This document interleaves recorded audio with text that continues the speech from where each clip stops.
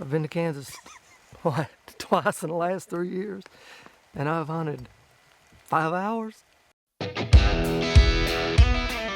Chris and I are headed to Cold Creek Outfitters in Kansas, and for the first time ever, all 4 of us, Eric, Jason, Chris, and myself, are in camp together. Matt and I were the ones hunting this year, but Jason and Eric decided to go out and help film. And I was excited because for the first time I can ever remember, all 4 of us were going to be in the same camp. If you ever hunted with Chris, go to hunt in the morning, he takes a 6-pack of Diet Mountain Dew and another 6-pack of that. Mountain Dew people, if you're out there listening, this man right here has bought probably 15 tractor, trailer, truckloads of Diet Mountain Dew since we've been deer hunting the last 25 years together. We're in Kansas, and guess what? The temps are bottoming out. It's going to rain all day long. It is supposed to quit, and it's supposed to drop from 90 to 68 degrees. Does it get any better than that? I don't think so. Man, we hit it absolutely perfect. We had one of the first major fronts coming through, and as soon as that front went through, it was going to drop the temperature 20 degrees. And when you get that dynamic together, and then you got a guy like Hunter that's got all the ground he's got, big deer gonna get up and move. And Hunter was sending pictures to Jason and saying, hey, would Chris shoot this one? I said, you tell him to put me in a tree tomorrow evening, that deer will be dead by tomorrow night.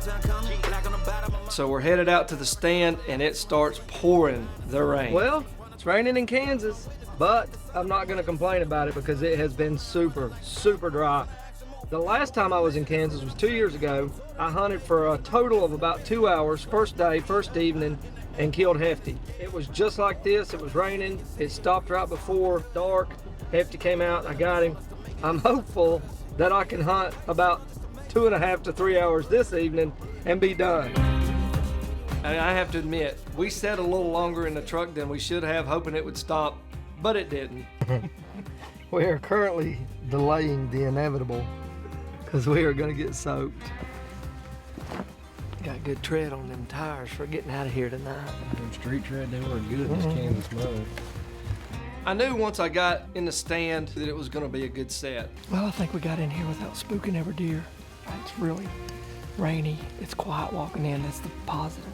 Got my 10-point crossbow. Got my orange. Hunting with a crossbow during muzzleloader season here in Kansas. We had some does filter out. We had some little bucks come in. Then we had a bigger buck come in and push those little bucks off.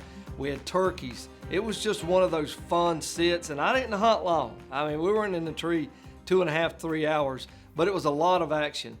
So it has all calmed down. It has got quiet. There are no deer out, and I look up, and just out of the corner of my eye, I see a big-bodied deer.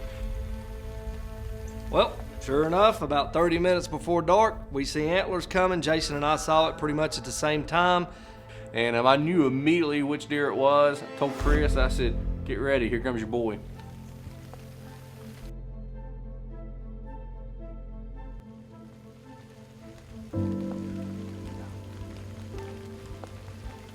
The deer quarters is hard for, it seems like an eternity. But Chris does exactly what he needed to do. He was very patient. He waited on the deer to turn completely broadside.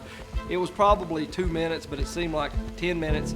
The deer just stood facing me, and it would not move and give me a broadside shot.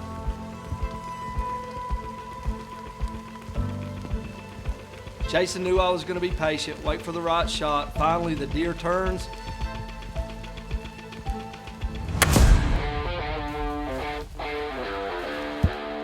Pulled the trigger, 10-point crossbow, goes through him, sparks fly, hits a rock on the other end. That bolt probably ended up in the next county. This shot of that arrow from that 10-point crossbow flying through that deer, and then the sparks coming up from where the broadhead hit a rock, was just absolutely phenomenal. And when he squeezed the trigger on that 10-point, he flat out hammered him. I'll say this. If I got him, which I think I did, that's 100% the deer we came in here for. Oh, Jason, a piece of pizza from Casey's. This is the first time I've shot one with a 10-point crossbow and done the damage. Obviously it's raining. I mean, our stand's right here. I shot him right there. I know he ran down in this ditch. There's not any blood, but we're trying to find some before it gets dark, before this rain washes it away.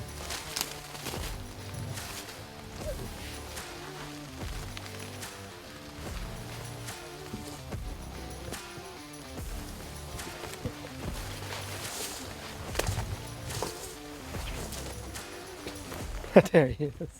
Is he really? Yeah. Dude, that's a pretty good deer.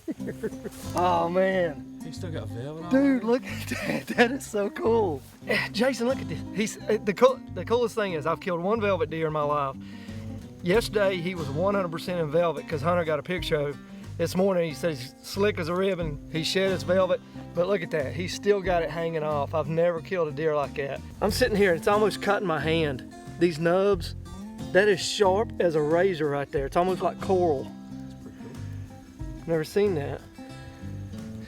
And that was it. Got my deer, drove 16 hours, hunted a total of 2.5 hours, done. I'm absolutely tickled to death. Kansas 2023. Congratulations, brother. Again, you've hunted about 4 or 5 hours in the state of Kansas, and you got a big old buck. And that's 2 years, 2 bucks in the state of Kansas, big bucks, and hunted a total of 5 hours. For a guy that sure doesn't live right, he sure is living right. Congrats, little buddy. So Chris got his deer, Hunter did a cartwheel, and it was a great hunt. All in all, I can't wait to come back next year.